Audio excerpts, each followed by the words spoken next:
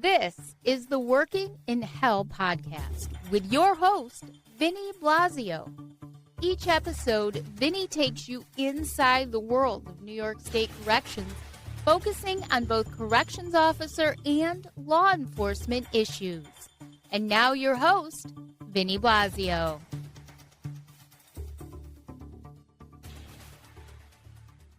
All right, everyone. Thank you. My name is Vinny Blasio, and this is the Working in Hell podcast. This is episode 17, and the name of this podcast is Commissioner Marticello, Liar, Liar, Pants on Fire. And we'll get to some of those reasons why we say that. Some of that is meant to be a little jest, but when we look into the recent comments by this commissioner and others, and we'll get into my letter to the governor and the letter, open letter, and why we have those thoughts about Commissioner Marticello not being truthful and why we call it liar, liar, pants on fire. So if the pants fit, I guess you have to wear it. But let's get into some of the events that have happened this week, and there's been a lot of them. Obviously, we have the incident at Collins Correctional Facility. That took up a lot of 4 days of news in the Western New York area. We have a lot of incidents going around statewide with violence. We also have the exposures at different facilities, Woodbourne, Upstate, what have you. But Mid-State had it, Upstate had it, Woodbourne had it. That just made the news. So there's a lot of going around, and we'll get into the reasons why these events are happening and continue to happen at a record high. And the violence by docs that's going around is a multifaceted problem, and the commissioner, let's be honest, just does not have a grip on it. So let's while we're talking about that, let's dump right into the docs fact sheet. So we'll add this to the stage and let's get right into the problem here that we see. So we haven't had a podcast in 2025. So this is the first one. So Happy New Year, everyone. Too bad that a lot of unfortunate events have happened between the last podcast of last year into the first one of 2025. And we'll get into these podcasts a little more regularly in the coming weeks and pick up where we left off last year. But let's look at this. 2025, you had 2,070 assaults on staff statewide. That is just absolutely a new all-time record. It's disgusting. And then we also couple that with 2,982 assaults on incarcerated individuals statewide. So inmate on inmate assaults, some of that is left to where the inmates actually died because of that. So that's 2,982, another all-time record, another bad incident, not a record that you need to be broken. And then we get into here where we see the what they're labeling is no injury, the majority of them minor, moderate, serious, and severe. And I just love, because when I look at these totals and see zero on the severe end of it, we know that we have brothers and sisters working in corrections that'll never work again. And to tell them that your injury is no injury or minor does them a disservice. And we know that everything is being downplayed by docs. Obviously, the commissioner is in self-preservation mode because of the events at Marcy and the events that are popping off all over the place. But let's remember, and I'll get into that in a little bit, this commissioner has had every position within docs. And for every bad crisis, he's been part of it. So his policies and he's a policy maker and decision maker. So if that happens, how can you be commissioner of an agency when everything that you do basically turns to shit?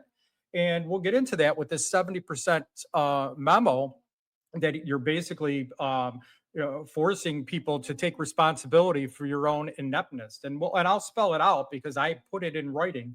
Unlike others, I'll put my money where my mouth is and try to back it up with receipts and not just go off the cuff and say it. And then as you look here, you have the doc security staff and population. You can see where the population is actually increasing in docs again. And as I showed you in December, and if you go to the workinginhell.com, the resignations and the retirements are just staggering. I mean, those numbers in itself, you couldn't keep up with normal academies, let alone now where nobody wants the job. And you can see the every year the population and the sergeants and the officers and lieutenants positions filled here, what they are. You can compare this February February 1st fact sheet with the beginning of 24, and you can see the population, or not only the inmate population difference, but you can also see the officer and the employee attrition, where they just cannot keep up with it. And that's pretty much all this information goes right on side, inmate deaths, facility by facility. And this is all information that's right on DOCS's website. It's nothing that I've made up. It's all right there for everybody to see. And those are their own stats, which we all know in my view, when I've always seen the events at the facilities, those were always watered down numbers to begin with. So I even project that these numbers are lower than what they are in actuality. And we all know that they downplay the exposures. We've had exposures at Lakeview. We've had exposures everywhere else where they never called it an exposure. But we know that the officers were exposed to something. There was an article in the paper that mentioned stress psychosis induced. And I don't know much about stress-induced psychosis to make it mimic those of a chemical exposure. But I do know enough that if Narcan is working, I would have to push back on that theory a little bit. And it's not just one group of officers. It's not only one group, like officers that are being exposed. We have officers, supervisors, and nursing staff. So everyone is stressed out to the max, that they're having this stress-induced psychosis. And then there's even a bigger issue with docs than I even portray, if that's the issue. So I don't believe they escape responsibility because some media outlet, and I did ask the media outlet and if this was something that was DOCS's spin or if it came from them, but I did not get a response back. So I don't know if this is DOCS downplaying everything like usual. If I find out that it's DOCS, then the blame belongs on DOCS. If DOCS didn't do it, then that's something that someone else came up with, and I don't necessarily agree with. So I try to call it as a straight shooter. We all know that I've been going after DOCS for a long time. The commissioner blames a lot of it. I'm not going to let him slide. If he did something good, I would say he did something good, but I haven't seen anything lately. And as we all know, to get back, and this will go up again, the commissioner runs by nepotism. And we'll get into the Collins incident and a little nepotism there. But you can see by the see-through of New York numbers that the department, obviously, and the governor's office condone the nepotism. I hid nothing that I've hidden from the governor's office. You'll see my letter in a minute that I sent to the Commission on Ethics. I sent this to state IG, and I sent this to the governor. So this is not new information. So New York obviously condones nepotism, and they have to say they can't deny it. The proof is right here in the pudding. They have over $1 million of payroll in different positions, but look how many are in leadership positions just in DOCS. So we're going to touch on that in a minute as well. But now you get into the recent events at the Collins Correctional Facility. So let's start there. We got into the violence, the high numbers. DOCS isn't doing anything about it except shifting blame to the employees. It's never DOCS policies. It's always employee problem. So the hierarchy at DOCS doesn't take anything. As a matter of fact, while they're trying to cut everybody else, they add to their positions in the executive team. We'll also get to that. But let's look at Collins. So different media outlets, including WBEN, every media outlet, but WBEN did 2 days of full shows. Maybe they did 3, but I know 2 because I did an interview on one of them. I know there was a couple different union officials that spoke. There were correction officers, both current and retired, that spoke. Those that were retired out of Collins, to give some detail of what's happened there from their tenure. And there was some really, really good talk. But they dedicated one whole day that just on the correction officer in Collins alone. Then they had a follow-up the next day, and then they had a follow-up a third day with 4-hour shows at each of those. And I did not make the Tom Bowerly, but if anybody goes on WBEN, you can Google it, WBEN.com, and look up the shows. Tom Bowerly, I believe there was a couple union officials on there that spoke. David Bellavia got onto the show in the morning, so I did speak in an interview on that. And I also did interview on WKBW Channel 7 to give a little synopsis of of what I thought was the problem in some of the lying in Pinocchio. Is this commissioner has been, everybody's called him Commissioner Marta Salazar, Commissioner Eddie Gibbsio, Commissioner Pinocchio, Commissioner of Nepotism. He's had every name in the book, but let's get into some of the Commissioner of Pinocchio. As he starts talking about Collins, he talks about it as if he came in there and did some type of great service and downplayed the whole incident. So let's call it what it is. I don't care what he says. It was a riot. By definition, that was not a normal day at the Collins Correctional Facility. He can blame staff. He can push it off on whatever he wants, but his policies drove a situation, and the fruits of his labor were never more apparent than they were at Collins Correctional Facility that day. So what did the commissioner say? Well, let's start off with the first one where he said that, there was one incident or one injury and it wasn't that bad. All right. Well, the documentation that I have, and I've heard several other people say it, and I believe the union disputed it when I was listening to some of the interviews, that there were 3. So let's start there. Why is that a big deal? Well, because the commissioner keeps downplaying everything. 3 people got injured, but I'm going to say 1. Is that a big deal? It's not a big deal. Maybe to those that got injured, whether they got injured severely or not, it still makes a difference. And why downplay that? Maybe because this commissioner is trying to do a little self-preservation, downplay every incident so it doesn't look like my policies suck. And let's just be honest with each other and say that, does this guy have a credibility problem? Yeah.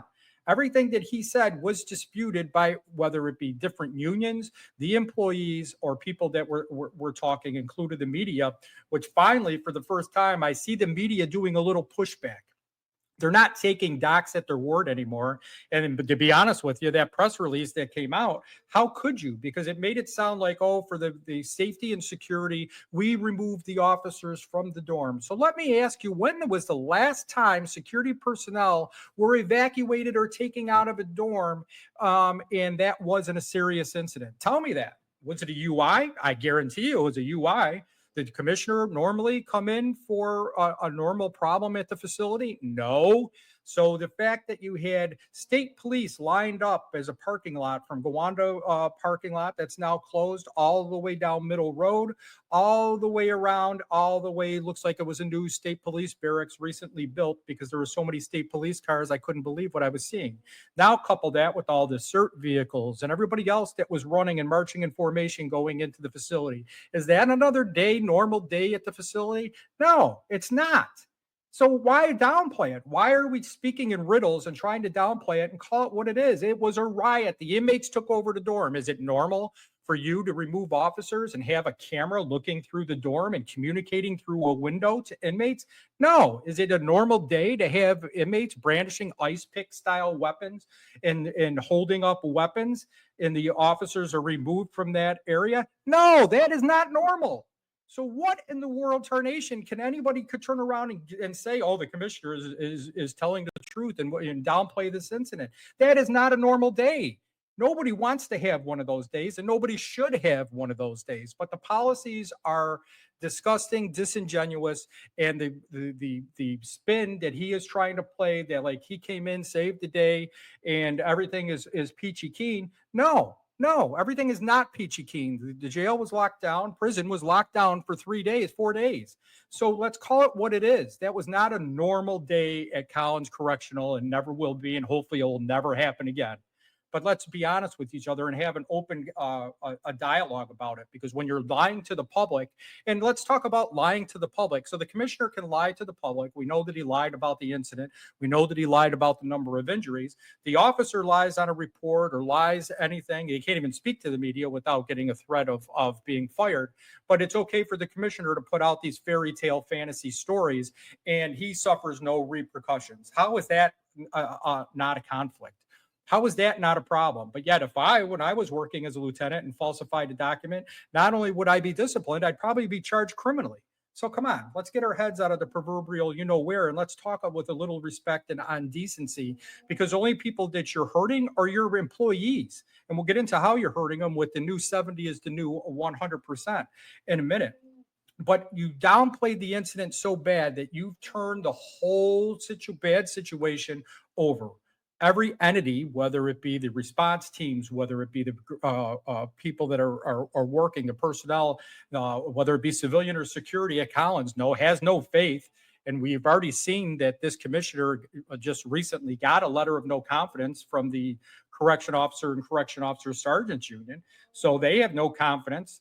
So I believe a lot of that is that's coming back as a knee-jerk reaction, because kind of like a crybaby, he didn't get his way, and it's retaliatory. And anybody can ask me; it's not just my opinion. Anytime that somebody does something to docs, there's a knee-jerk reaction to fight back, and that's what he's doing right now. He's upset that he got a vote of no confidence from the union. And how can anybody have confidence when they've been coming to the commissioner for over a year, addressing complaint after complaint, saying, here's our ideas, here's what we should be doing, here's where the violence, this is how you can do it, we can do scanning, we can do this is how we can reduce violence. And all that goes to, I have an ego, I'm not listening to you, it's not my idea. Is that fair? It's not fair to the union. It's not fair to the employees. And it's definitely not fair to the taxpayer of New York State. And let's be honest, it's not fair to who's really driving the force behind the day-to-day operations is the governor. So is the governor aware of this ineptness and what's going on? And if she is aware of it, her name's on a lot of these memos, then she should be. That's who she appointed as commissioner, and that's who the legislature confirmed. So everybody shares in this responsibility, and you can't keep rewarding bad behavior. And we're going to get into the different positions and promotion each time that there was a serious incident in docs, that this same individual gets, instead of getting demoted or penalized, he gets promoted.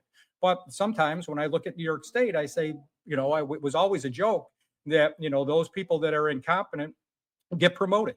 So, I don't understand it. There's no test for commissioner, but maybe there should be.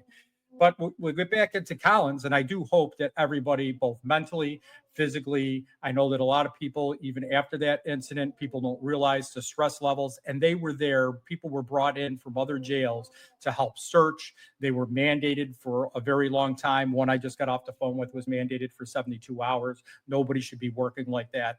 That's not healthy. You cannot do it. The stress level alone is through the roof when you do that, let alone the damage that it does psychologically and to your family. It's just unbelievable. So I'll leave it at that a little bit when we get into Collins. I don't want to get into too much because I'll be giving out some things that I don't want to say and some documents that I have. But those are a little more security intense that I don't want to release at this time for the safety and well-being of the officers, and how the things ended. Not everything is being told truthfully. And that is very disappointing to me. And then when you listen to people speak, and let's be honest, the public protection hearings were on Thursday. Today is Saturday, so just a couple of days ago. And the commissioner, again, when asked questions, was less than truthful or led people to believe something that wasn't necessarily true in those public protection hearings. So I have a little issue with that, besides that, his past and present policies. And we're going to get into a new one right here next, are less than healthy for anybody, the incarcerated or the employees alike. So those, I want to pray and well wish. There were a couple of things that happened afterwards at the Collins Correctional Facility. And I wish everyone health and safety that happened afterwards as well, because this incident is far from over. And we forget that when we see an incident like this, and we don't expect to get every little tidbit of information right or out there, but we do expect common decency and the help and the brotherhood of our fellow employees, because those are the people that are protecting the public. And I really want to give the hats off to them, because they deserve all the credit. And even though they're working in a negative environment, they're the ones that are really doing all the work. And we'll go right from that. We'll get into the new 70% is the new 100% that Commissioner Marticello issued to the superintendents. So let's get into that are followed by, for those that are on the audio version of the podcast, I'll read this in its entirety. And this is Kathy Hochul's name's on it. It's a memo from Daniel F. Marticello III, Commissioner to all superintendents from Daniel F. Marticello III, Commissioner, his little scribble right next to his name, subject to security staffing review, date February 10th, 2024. While we have been focused on our ongoing recruitment and retention efforts, we continue to have critical vacancies throughout the department, particularly with the position of correction officer. While some of our recruitment strategies, such as regional hiring, have begun to see some positive results, we have reached a point where we need to conduct a complete review of each and every post on our plot plan, as well as any posts that are filled on a temporary basis, and really redefine how we conduct business. This is not a problem that is unique to New York. This is a national problem in the field of corrections. As part of my work on a national level, I have been participating in discussions on how we make our correctional facilities safer, thus improving the quality of life for our staff. While this is a multifaceted problem with various touch points, one that we must tackle immediately is how we redefine the work. The broader community is discussing that 70% of our original staffing model is the new 100%. Remember that line. The broader community is discussing that 70% of our original staffing model is now 100%. As I mentioned in our all superintendents call last week, I need each of you to do a comprehensive review of each post orders, duty descriptions, identity, where we can eliminate and or realign post and associated duties. This exercise cannot be done in a vacuum. We should engage local union representatives, staffing lieutenants, and chart sergeants in order to achieve the reduction in staff needed, which will ultimately result in a better work-life balance for staff and an overall safer facility. Really? Each of you have been making strategic decisions on closing posts or rotating posts to be closed. That should be closely reviewed as part of this exercise, including questioning each position and the reason we are using a correction officer to perform the task. For example, we allow our maintenance and vocational staff to work around the facility with incarcerated people with Class A tools. However, we need a correction officer to monitor incarcerated people on interior lawns and grounds or while picking up the garbage. Attached is a spreadsheet that provides each facility with targets for the 70% and 75% as a benchmark to use when reviewing your plot plans. As you embark on this initiative, I have also tasked the central office security staffing unit to be available to you as a resource. They will be conducting a review of each facility independently to include, but not limited to, comparisons of the original plot plan to current plot plans, comparison of like facility plot plans, staffing reviews that were conducted where additional posts were added, any temporary jobs that were previously approved and not rescinded upon last review, and if jobs may be realigned to streamline operations and preserve staff. Each facility superintendent should submit their plans to Michael D. Moore, Deputy Commissioner for Correctional Facilities, no later than Friday, February 28, 2025. Using the attached spreadsheet, if you have any questions, please contact Deputy Commissioner Diamore, and there's attachments. And there are some attachments, and I'm not going to show those now, but I think enough people have seen those and seeing the reduction in the actual plot plan numbers. And one of the things that just came out by Commissioner Pinocchio again was he was asked, he goes, about this new 70% rule, and he said that, we're not going to take away any correction officers. Well, no kidding. You don't have the correction officers to take away, but that's really not the question. That's a play on words.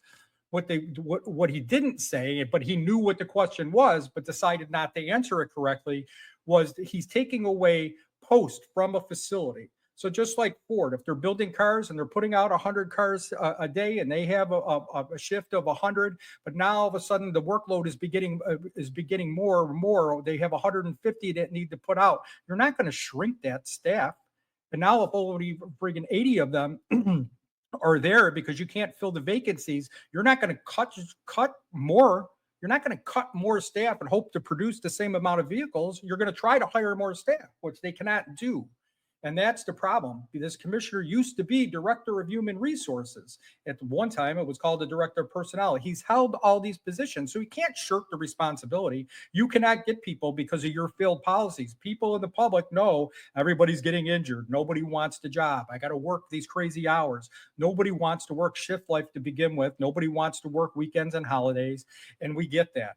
But at one point, people would say, okay, it's a good paying job. I have benefits for my future. I'm going to do it. Nobody is willing to risk their health and safety when you're going to be brought out by an ambulance because of an exposure. I'm not going to bring that nonsense home to my family. I can't see my family. So that you expect recruiting to pick up? Get out of here. I mean, it's just nonsense. And to come out with this thing, cut your own staff. How about that? How about let's go? And this commissioner has been really, really dishonest. And I'll give you one more reason, because I also sent this to Commissioner Hochul, and I sent this to the Commission of Ethics as well. And we'll get into that. If you go on DOCS's website and you look up the executive team, all right, I don't know the man. I don't have any malice against this new Commissioner Diamore, but if you look at it, everybody knows that he was the superintendent at Marcy. Bad events happened at Marcy that gave negative publicity to DOCS. But is it that convenient that all of a sudden his biography is missing from the DOCS website? Why is that? But it's okay that the DOCS hires people and adds to his executive team, but yet he wants 100% or the 70 to be the new 100% at the facilities. How about you cut your own effing staff? How about start there? Have them go to work at the jail. How about that? Everybody that's in your office in security uniform, whether it's investigators, your brother that's a head of OSI, how about you take them out of building 4, put them in a uniform and send them to a facility to work every single day until the staffing crisis that you created resolves itself. How about that? That would be a brilliant idea. How many people would applaud that? I know I would, but you don't see that. You don't see that kind of mentality coming out of a building 4. It's always let's bury the correction officer, do more with less, and then let's burn them out and let's get their health and safety and hurt and unbalanced. So you want to talk about a work-life balance? How about you go to work every weekend and you work a post? All right, not one for a publicity stunt. How about you go and actually do a job? But you can't. You can't. One, you don't know it, so you can't do it. So let's start there. So let's go to my, we'll start with the one that I just did about when I'm talking about the governor's, I wrote to the governor about the website where I'm talking about the exec team. So I wrote to DOCS, wanted to know who is in charge of DOCS social media, who runs DOCS website. Can't get an answer. DOCS gives me this document for a directive, but the directive doesn't tell me who maintains. It doesn't answer anything in my FOIL request. So I'll read this. Dear Honorable Governor Kathy Hochul, I'm writing to appeal to your office regarding the difficulties I have encountered in obtaining information about the social media access and website responsibility of the New York State Department of Corrections and Community Service. On December 13, 2024, and again on December 29, 2024, I submitted a FOIL request to your office via social media at exec.newyork.gov. I did not receive a response. I subsequently submitted a FOIL request through the governor's office portal on December 29, 2024. I received a response on December 30th, 2024, indicating that I must contact directly as the records are not maintained by the executive branch. On December 30th, 2024, I submitted a FOIL request to DOCS and received a response on February 7, 2025 as follows. This is in your response to the New York State Freedom of Information Law request for social media administrative policy documents, documents that govern the policies for maintaining and operating the DOCS many social media websites, documents that state or govern who is responsible for content management, including posting, deleting, and maintaining content. Policies that govern when content can be deleted or hid from public view on the agency's web pages and social media pages. You may find Directive 0401, Release of Information to the New Media and Others, available publicly online here. And it gives the docs.newyork.gov/system files /documents /4/11/0401_0.pdf. We have also posted our following Facebook bio. Thank you for visiting DOCS on Facebook. The opinions expressed by users on this site and those of the users and do not necessarily reflect the views and opinion of DOCS. Comments on this site are not considered formal public comments and are not promised or guaranteed to be accurate, current, or complete. DOCS assumes no responsibility for and expressly disclaims responsibility for updating this site to keep information current or to ensure the accuracy and completeness of any posted information. New York State is not required material posted to its digital, I'm going to page 2, outlets. Links or advertisements posted on this website may have been placed there by a social media host and not by docs. Their placement does not constitute an endorsement of the content, viewpoint, accuracy, opinions, policy, product, services, or accessibility of those items by docs or the state of New York. Once you follow a link to another website from this website, including another website maintained by the state, you are subject to the terms and conditions governing the use of that website. Wow, a lot of nothing. So the response, my letter goes on, the response from docs does not address the specific information request I made. I just earlier in that letter told you what I wanted, did not get that from docs at all. It provides a directive without offering any documents identifying who is responsible for content management, as well as the rules and regulations concerning docs websites and social media pages. There are no policies, procedures, or titles of administrative employees indicating who is in charge or under whose purview this falls. Recently, the docs website has undergone updates with information both added and omitted. You can observe these changes by visiting docs.newyork.gov/about-docs-executive-team. Notably, there is no biography available for the newly appointed Deputy Commissioner for Correctional Facilities, despite biographies being provided for all other executive team members, including those no longer serving. Although I am aware that the appointee was previously the superintendent of Marcy Correctional Facility and believe they are competent for their new role, the absence of a bio raises questions. Is docs withholding the executive team member's history as the recent superintendent? ? My inquiries for this information remain unanswered. Thank you in advance for your help. Sincerely, Vincent Blasio. So there we go. Nothing to shock you there, but it is a question. Again, where is the information, Commissioner Marticello? Why are we hiding things? Why are we being disingenuous to the public? You know, and that FOIA request has to be purposely, in my opinion, purposely you withheld the information that I specifically asked for in that FOIA request. You specifically withheld for me. Had to appeal it, got to go to the governor, got to do the appeal to docs, which I did both those things.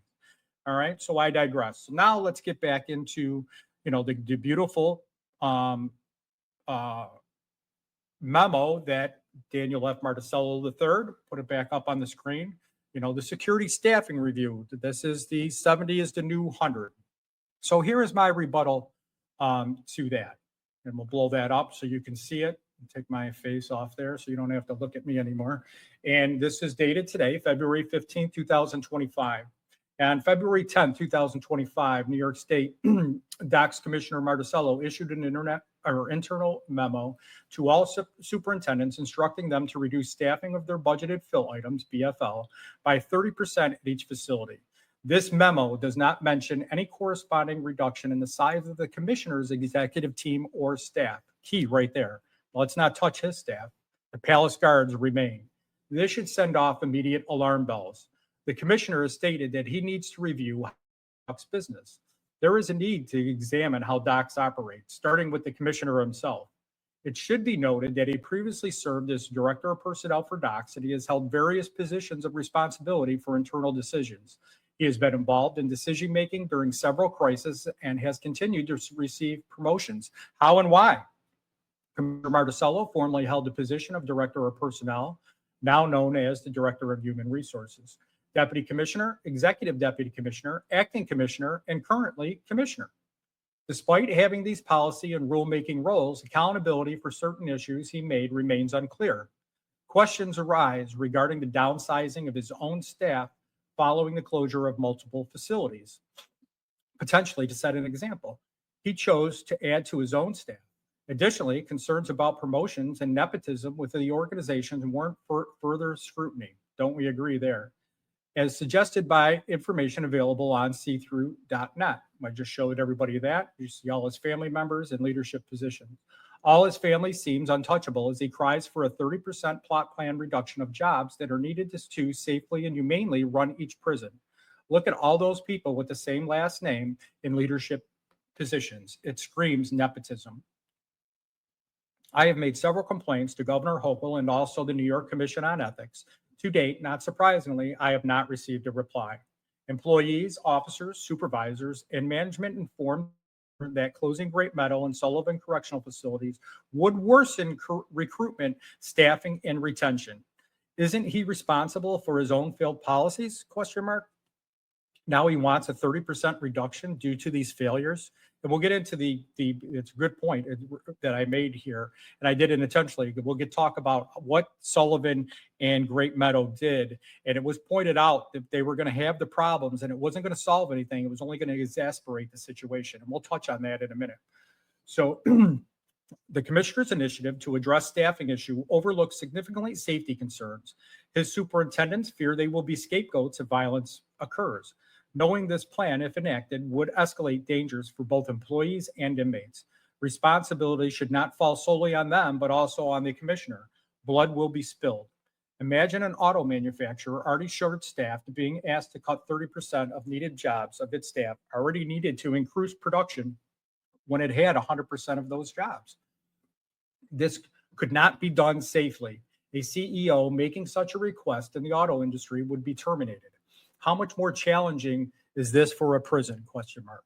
This policy needs to be reconsidered and a more rational solution developed. According to DOC statistics, there were 2,070 incidences of assaults on staff in 2024.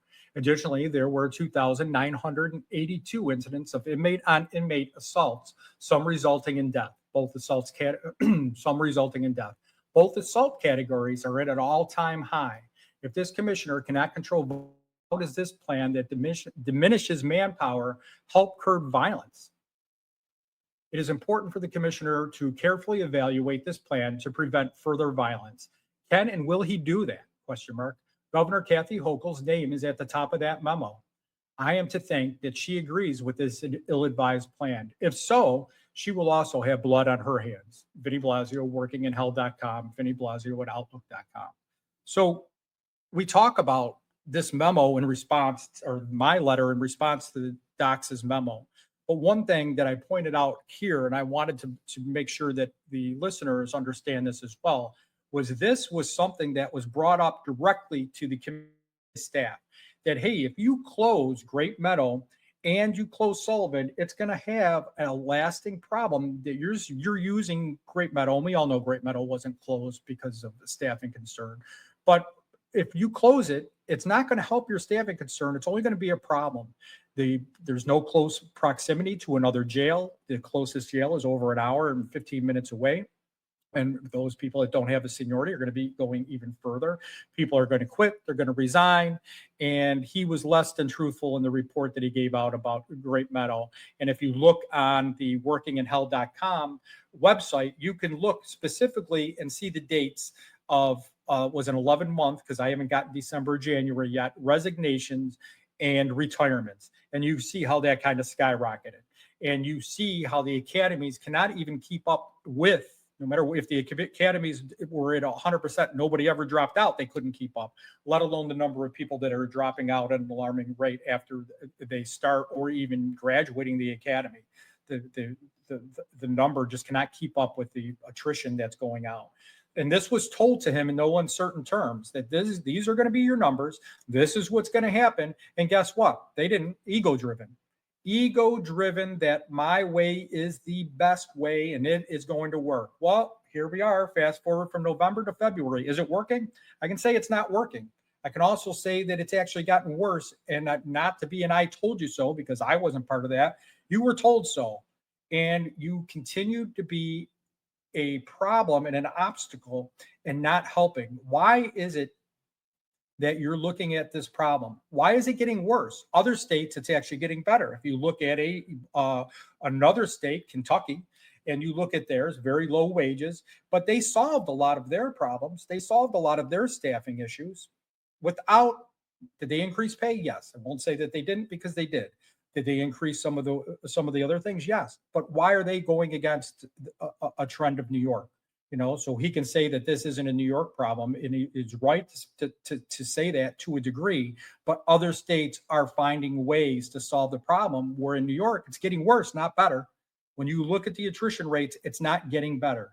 the regional hiring and everything else. And we can then all say that, someone said that I was promised a facility. They called me the other day and I never got there. I was lied to. I can't speak for that. I'm going on somebody's word. But even take that out of the equation and saying regional hiring is working and better. That's great. I'll never anything to help with recruitment. I'm okay with. But you have to also be honest with people. You can't tell them how great a job is without the pitfalls, hoping that you're going to get them in the door and then deceive them. And then friggin' a week later, you're going to say, okay, go to work, get mandated for triples, and everything we told you was a lie, and expect them to say, oh yeah, guess what? I'm going to keep the job, because that's not going to happen. So let's be honest with them. And if they still want it, fine, by all means, we'll make it as convenient and as helpful as anybody can be to get you through your day.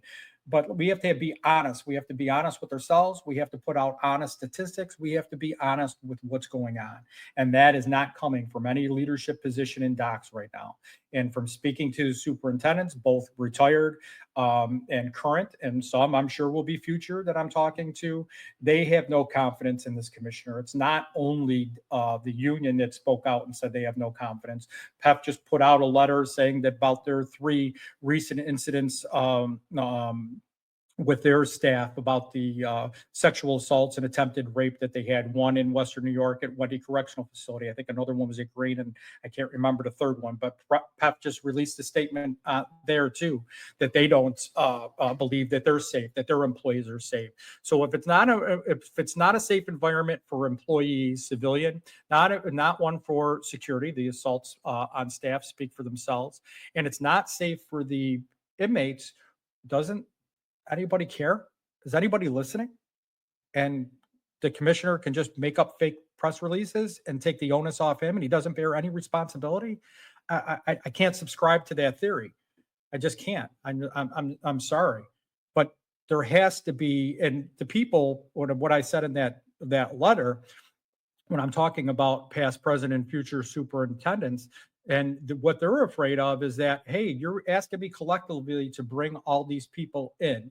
And I believe that they're trying to do that, but everybody's first reaction is, this isn't working. We don't want to do this. We already look at these jobs every time they're up for bid. We do through a yearly staffing review.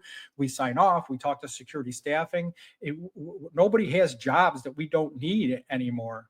And you want us to cut, and we don't agree with those cuts, but you're forcing us to put these cuts and giving them to you by February 28th. And what happens when something goes wrong, or somebody dies, or there's bloodshed? Who's going to bear that responsibility? Is it going to be the people that are the shareholders that shared in that memo? No, it's going to be those people that said, well, you gave us those jobs, or you're going to have, and that's what the superintendents and management confidentials are afraid of. Hey, you're going to hold me responsible for this. You want me to be the bad guy for your inept policies, but then when push comes to shove, you're going to throw me under the bus. You're not going to take responsibility. And we already know that this commissioner will not take responsibility, because in the press, he's lying about everything. And if we know they're lying about it, how do you think the other management people under his leadership that won't speak out because they're afraid as well, how do you think they feel? Some superintendents handle it differently than others, and I applaud them for that. I don't know what the well, I do know some, but I don't know, what every superintendent says. I'll admit that freely. But I also know what I see. I also know what I see in writing. I also know that I know more than I can let on. And they're also afraid that they're going to be made a scapegoat. And as the officers are made scapegoats many, many times for failed docs policies, they're the ones that get injured too. And now all of a sudden you're going to have a superintendent. That's what's going to happen to him. That's what's going to happen to him or her that's in a leadership position of the facility, the officer of the day, whoever it may be. Those people are going to pay the price. I don't get it. I can't wrap my head around it. And they're as worried as everybody else. And everybody, it doesn't matter if it's the union or civilian union, correction union, and management confidential, they're all saying the same thing. Everybody is worried. Everybody is lost confidence in the direction the department is going.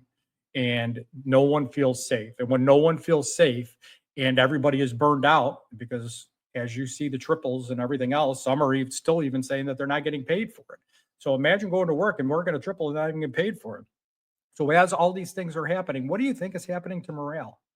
Are you functional? The report that came out the other day that working on 24 hours without any sleep is the same as working or driving being under the influence. That's a real report. That's not my report. And I'll get that report and share that. Maybe on the next episode, we'll do that. And maybe I'll have some of the health professionals join me on that. But that's real. These toxic, toxic policies are definitely causing the problem, but the toxic substances in jail. Let's talk about that for a minute. All right. Why can't we stop that? Why is it allowed? Why is there smoking in jail? Right? Why isn't that? If I was a commissioner of the agency, wouldn't that be the very first thing? It's a state law that you can't smoke in your work site. So why are inmates allowed to smoke without any repercussions? And that's the thing. You can write 1,000 tickets and 1,000 tickets are going to be dismissed or there's going to be no repercussions. When there is no repercussions, there's no justice. When there is no justice, there's no society. Doesn't matter if that society is out on the street. Doesn't matter if that society is in the jail walls. And let's call it what it is. The gangs are running the prisons. It's not Commissioner Marticello running the prisons. It's the gangs running the prisons. There is no more custody, and the inmates that want to go to protective custody can't and don't have an avenue to get there. So what do I do? If I got to get something, I got to pay gambling debts, I got to do something, I'm going to punch an officer in the face. And now at least I know I'll go somewhere for 15 days. I'll have 15 days to solve my problem. What do I do in those 15 days? I don't know, but at least I'll be out. And when I get out, then I'll have to think of something else. But the gangs are running the facilities. This commissioner isn't. We talked about the last episode in December about the 3 memos that he put out, memo to inmates, and just emboldening them either more. Was that a problem that maybe led up to the situation at Collins? We'll never know, but I would say that it is. Let's do a deep dive and look at the problems and say, you know what, maybe this policy isn't as good. Does everybody agree that the new 70% is the 100% policy good? I mean, we looked at WKBW and they were just, I looked at the feedback and the pushback that reporter gave against the department. And I was like now that he caught something. That wasn't from anybody. He caught that on his own and said, you know what, this doesn't sound right. This sounds like I'm being told less than the truth here. And he's right. And I hope he's not the only one, and others as well. I listened to it on WBEN about the policy, and you've seen many legislators on both sides of the aisle. It's not just all Republicans that are yelling about it. I just saw one, I think it was Sean Ryan, and if it isn't Sean, I apologize to you and Kathy. I apologize if I got it wrong, but I thought that I saw him on TV pushing back on some of the things on the HALT Act and the problems that are going on, especially with this new initiative, this 70%. And that initiative is by means going to get, just like I put in my letter to the governor, is going to get somebody killed.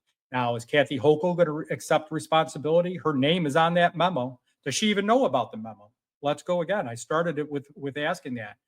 Does she know? I don't know. I just don't understand. But she can't say that she's not aware of it. It was given to her. Her name's on it. I wrote it. This memo that I wrote and read to everyone here was sent to her as well. She never answers them, but I did get the automatic reply. We received your message. So, everything that I addressed in that memo, and I'll put that out to anybody that wants it, just email me and I will give you a copy of the letter.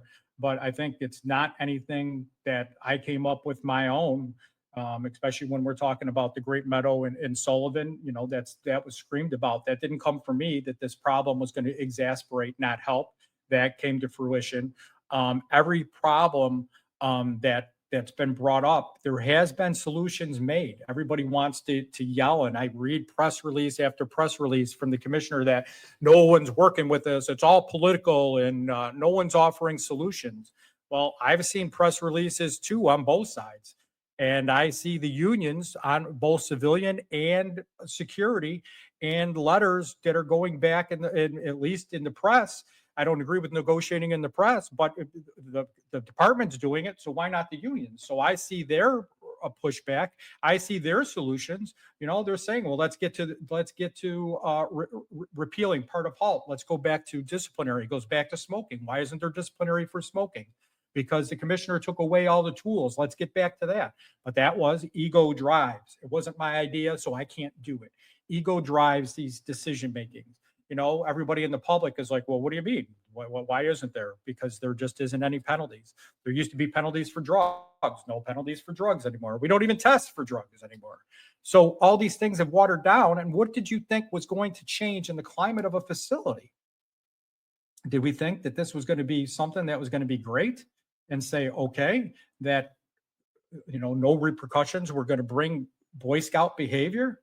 I mean, and let's be honest, and this is not degrading of the population, because they're just as burned out and upset as some of the officers in some of these facilities, because they're not being protected and they know the gangs are running it. And they're getting assaulted or in a couple of times death because of these failed policies. So it's just something that needs to be examined internally. When people are giving you solutions and you don't like the solutions, that doesn't mean that people aren't giving them. So let's tell the truth. Let's be a little more truthful to the public, to the media, and let's get off the spin zone where you're trying to drive a narrative that just frankly doesn't exist, because not only does DOC's own management teams don't believe it anymore, the officers certainly don't believe it. And I think now that the public is finally seeing it and they don't believe it. I don't think they believe anything that's coming out of a department anymore for lots of reasons. And it's not just one-sided. It's not just officers. It's not just inmates. And it's just not employees. It's everything. The collective bottom has fallen out of the department, and no one sees a light at the end of the tunnel. No one sees a staffing crisis solution. No one sees a violence solution.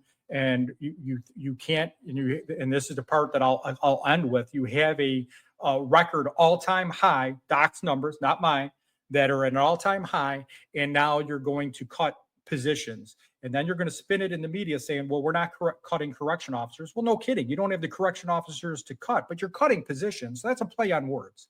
Let's call it what it is, and let's be truthful about that. So you're going to have less posts in a facility just to make it look good on paper, so you can make it look like you solved a crisis or the staffing crisis, when you're not. It may look good on paper, but in reality, it's Play-Doh. It's going to fall apart or dry up. And now all of a sudden, it's like you have these record number of assaults and you're taking less security staff. Is that not a recipe for disaster? Does Collins need to be? Imagine what happened in Collins with 30% less staff.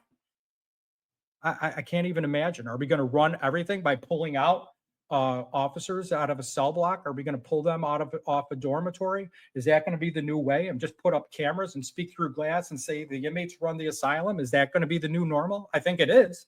I mean, that's basically what we got. And the last thing I'll close on, because people didn't understand when I did the interview, I got a lot of feedback on this part of it, is that Collins is a medium facility. So that means that 99% of the inmate population is in dormitory types of settings. And every medium is the same.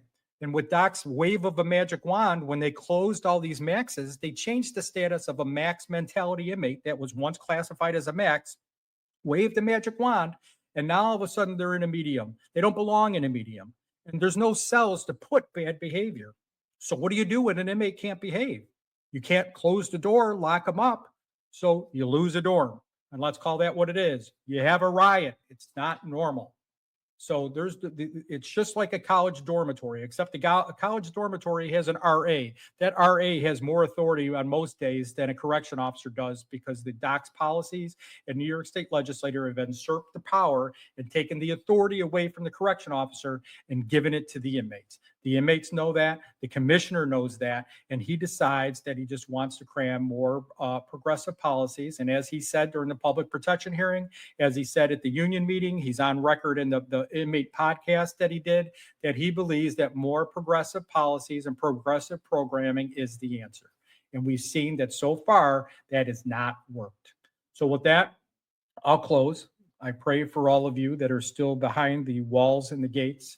Hopefully we gave a little more insight into what a medium and max security is, how Collins operates, that it's a dormitory and there's no cells, that actually the officers go in and lock the inmates up. So when they say there was an uprising in the dorm, you truly know that it's a room full of 50, 60 inmates or more, and that when you locked at the door, they're all together. And inmates brandishing weapons and violence inside of that facility is not normal behavior like that.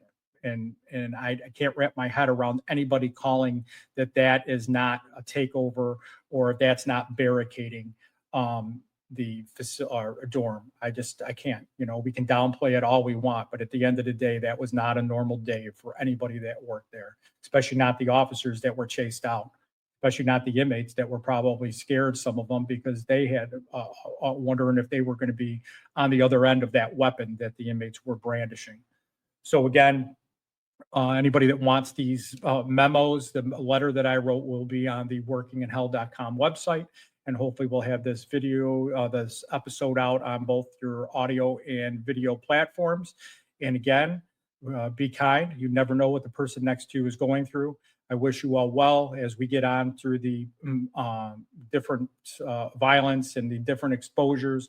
I know that you're all very, very stressed out. The mandates are too much. Remember, you're not even when you're touching yourself. If you're in a self-risk or incident, that you're not touching your skin, your eyes, even, it's hard to do when you're sweating and you're touching yourself because you're giving yourself an exposure by accident. So be safe. Remember to keep filing your PESH complaints, no matter how big or how small. Make sure that the smoking and the exposures and unsafe working conditions are documented, because at the end of the day, it may come back to help you in the long run.